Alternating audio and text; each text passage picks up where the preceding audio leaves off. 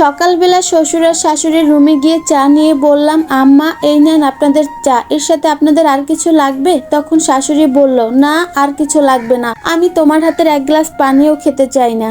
আরো বলল, আমি কালো মানুষ একদম দেখতে পারি না, তুমি তোমার এই কালো চেহারাটা নিয়ে আমার সামনে কখনো আসার চেষ্টা করবে না। তখন আমি আর কোনো কথা না বলে সেই রুম থেকে বের হয়ে গেলাম। তখন আমার শ্বশুর আমার শাশুড়িকে বলল, তুমি সারাক্ষণই বড় ছেলের বউটার সাথে এমন করো, এমন ব্যবহার করো যেন ওকে মানুষই বলে মনে করো না। ও সারাটা দিন সংসারে কাজকর্ম করে, আমাদের সেবা যত্ন করে, ও তো আমাদের ঘরের লক্ষ্মী। তখন আমার শাশুড়ি আমার শ্বশুরকে ধমক দিয়ে বলল, রাখো তোমার লোক, তুমি জানো না আমি কালো মানুষ একদম দেখতে পারি না? আমার ছেলে ওই মেয়েটাকে পছন্দ করে বিয়ে করেছে বলে, নয়তো দেখো আমার ছেলের জন্য অনেক সুন্দর বউ আনতাম, তাছাড়া আমার ছোট ছেলের জন্য দেখিও পরীর মতো বউ আনবো ঘরে। তখন আমার শ্বশুর বলল, পরীর মতো বউতে যে কত জ্বালা সেটা এখন আমি হারে হারে বুঝতেছি। আর বলল, তুমিও তো অনেক সুন্দর মানুষ, তাহলে তোমার মতো তো হতে পারে। তখন আমি আর কোনো কথা না বলে কাঁদতে কাঁদতে আমার রুমের দিকে চলে গেলাম। আমার স্বামী আমাকে দেখে বলল, কি হয়েছে তোমার, তুমি কাঁদছো কেন? তখন আমার স্বামী বলল, তোমার মন খারাপ কেন, কি হয়েছে সবটা আমাকে খুলে বলো। তখন আমি আমার স্বামীকে বললাম, আমি কখনো ভাবিনি আমার শাশুড়িটা এমন হবে, আমি বাড়ির সকল কাজকর্ম করি। আচ্ছা আমি কালো বলে কি আমি মানুষ না? আমি কালো, তাতে আমার কি দোষ? আল্লাহ আমাকে কালো বানিয়েছে, তাতে আমার কি অপরাধ? তখন আমার স্বামী বলল, তুমি তো জানোই মা একটু ওইরকম, তাছাড়া মা ছাড়া তো বাড়ির সকলেই তোমার সাথে ভালোভাবে কথা বলে, আর দেখো ছোট ভাই বিয়ে করার পর সবটা ঠিক হয়ে যাবে। তখন আমি বললাম, আমি তো চিন্তা করতেছি তোমার ছোট ভাইয়ের জন্য যদি আমার থেকে আরো অনেক সুন্দর বউ আনে, তখন তো সংসারে আমি থাকতেই পারবো না, তখন তো আমাকে আরো বেশি কথা শোনাবে, আরো বেশি অপমান করবে। তখন আমার স্বামী বলল, তুমি চিন্তা করো না তো, সেটা পরেরটা পরে দেখা যাবে। আমাকে জড়িয়ে ধরে আমার স্বামী বলল, আরে পাগলি, এই বিষয় নিয়ে কান্না করতে হয় না কি, তুমিও তো পাগল মায়ের মতো। তখন আমার স্বামী বললে, এসব বিষয় নিয়ে তুমি কখনো আর মন খারাপ করবে না, আমি তো আছি তোমার পাশে। তখন আমি আমার স্বামীকে বললাম, তুমি যদি আমার পাশে থাকো তাহলে আর দুনিয়ার কোনো কষ্টই আমার কাছে কষ্ট মনে হবে না। তার কিছুদিন যাওয়ার পরে আমার ছোট দেবরের জন্য মেয়ে দেখতে ছিল। তখন আমার শাশুড়ি আমার দেবরকে বলল, দেখ একটা মেয়ে দেখবো তোর জন্য, সবকিছু ঠিকঠাক, এক সপ্তাহের মধ্যেই তোকে আমি বিয়ে করাবো। তখন আমার দেবর বলল, মা আমি তোমার পছন্দে বিয়ে করতে পারবো না, আমি একটা মেয়েকে ভালোবাসি, যদি বিয়ে করি তাহলে ওকেই করব। তখন আমার শাশুড়ি বলল, তোর বড় ভাই তো পছন্দ করে বিয়ে করেছে, একটা কালো ফুটফুটি মেয়ে ঘরে এনেছে, তাই তোর পছন্দে বিয়ে হবে না। আমি যে মেয়েটা দেখেছি সেই মেয়েটা অনেক বেশি সুন্দর, আর ওই মেয়ের সাথে তোকে আমি বিয়ে দেবো, এটাই আমার শেষ কথা। তখন আমার দেবর বলল, আচ্ছা ঠিক আছে মা। তখন পাশ থেকে আমার শ্বশুর বলল, আরে তুমি ও পছন্দ করে বিয়ে করবে, তাতে বাধা দিচ্ছ কেন?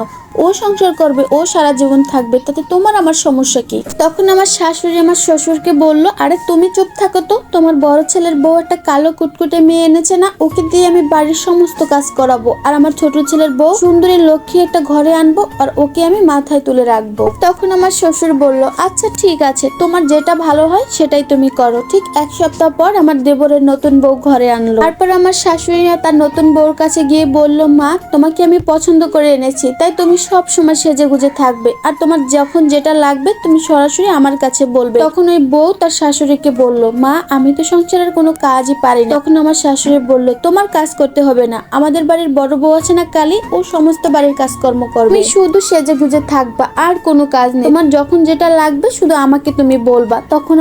তখন সেই বলল, আচ্ছা ঠিক আছে মা, আপনার মতো শাশুড়ি পাওয়া আসলেই ভাগ্যের ব্যাপার, আর মা আপনাকে পেয়ে সত্যি আমি ভাগ্যবতী। তার কিছুদিন পর আমার শ্বশুর আমার শাশুড়িকে বলল, কি ব্যাপার, তোমাকে যে আজকে অনেক বেশি খুশি খুশি লাগতেছে? তখন আমার শাশুড়ি বলল, খুশি খুশি লাগবে না, আমি পরীর মতো একটা বউ এনেছি ঘরে, আর ওকে বলে দিয়েছি আমি যতদিন বেঁচে আছি ততদিন তোমার সংসারের কোনো কাজই করতে হবে না। আমি ওকে বলে দিয়েছি তুমি শুধু সেজে গুজে থাকবে, আর কোনো কাজ তোমাকে করতে হবে না। তখন আমার শ্বশুর আমার শাশুড়িকে বলল, দেখো তুমি ছোট বউকে আল্লাহ দিয়ে মাথায় তোলো না, তখন আর মাথা থেকে খুব সহজে কিন্তু নামাতে পারবে না। তখন আমার শাশুড়ি আমার শ্বশুরকে ধমক দিয়ে বলল, তুমি চুপ থাকো তো, তোমার বেশি বুঝতে হবে না, কোন বউকে দিয়ে কি করাতে হবে সেটা তোমার থেকে আমি ভালো বুঝি। তারপর আমার শাশুড়ি বলল, আজকে থেকে বড় বউকে ছুটি দেব, ওর কালো চেহারাটা দেখলে আমার আর সহ্য হয় না। তারপর আমার শাশুড়ি আমাকে ডেকে বলল, তোমার আজ থেকে ছুটি, যাও বাবার বাড়িতে গিয়ে 6 মাস বেরিয়ে আসো। তখন আমি আমার শাশুড়িকে বললাম, দেখেন মা, আমি যদি 6 মাস বাবার বাড়িতে গিয়ে থাকি তাহলে লোকে আমাকে কি বলবে, তাছাড়াও সংসারের এত কাজ, আপনাদের সেবা যত্ন এগুলো কে করবে? তখন আমার শাশুড়ি বলল, সংসারের কাজ নিয়ে তোমাকে চিন্তা করতে হবে না, সংসারের কাজ করার জন্য আরো একজন আছে, তোমাকে দেখলেই আমার গা জ্বলে, তুমি যাও আমার চোখের সামনে থেকে। তখন আমি কাঁদতে কাঁদতে আমার শাশুড়ির রুম থেকে বেরিয়ে আসলাম। তখন আমার শ্বশুর আমার শাশুড়িকে বলল, তুমি কি করছো ওই মেয়েটার সাথে? ও সারাটা দিন ঘরের এত কাজকর্ম করে, আমাদের সেবা যত্ন করে, তারপরেও তোমার মন পায় না, তুমি ওর সাথে এমন ব্যবহার করছো কেন? তখন আমার শাশুড়ি বলল, দেখো তোমার এর জন্য একদিন পস্তাতে হবে।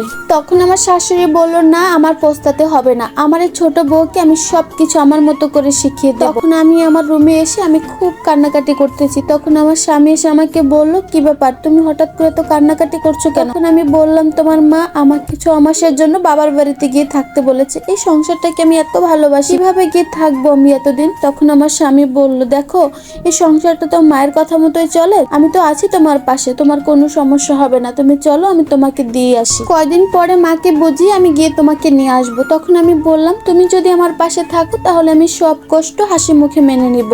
তারপর আমি আমার স্বামীকে বললাম, ঠিক আছে তাহলে তুমি আমাকে আমার বাবার বাড়িতে দিয়ে আসো। তারপর আমি আমার বাবার বাড়িতে চলে গেলাম। তার কিছুদিন পর আমার ছোট যা আমার শাশুড়িকে ডেকে বলল, মা আমার অনেকগুলো কাপড় জমে আছে, এগুলো আপনি একটু ধুয়ে দেন। তখন আমার শাশুড়ি বলল, কি ব্যাপার বৌমা, তুমি এগুলো আমাকে ধুতে বলছো কেন?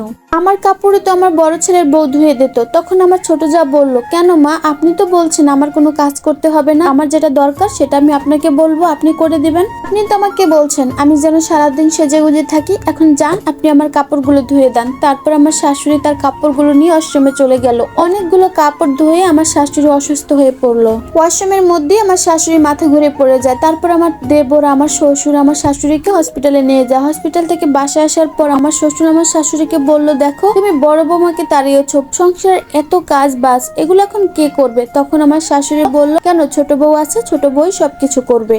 ঠিক তার একদিন পর আমার ছোট দেবর আর তার বউ এসে আমার শ্বশুর আমার শাশুড়িকে বলল, মা আমরা কিছুদিনের জন্য কক্সবাজার ঘুরতে যাচ্ছি। তখন আমার শাশুড়ি বলল, তোমরা কক্সবাজার যাচ্ছ মানে? আমি অসুস্থ এটা দেখা সত্ত্বেও তোমরা কক্সবাজার যাবে, তার মানে কি? তাছাড়াও সংসারের এত কাজ এগুলো কে করবে? আমি সুস্থ হই তারপর দরকার হয় তোমরা যেও। আমার ছোট দেবরের বউ বলল, দেখেন মা আমি তো আপনার অসুস্থতার জন্য আমার সব সকালাত মাটি দেব না, আপনি আপনার জায়গায় থাকেন, আমরা এখন গেলাম। এই বলে আমার দেবরকে বলল, চলো তো এখান থেকে।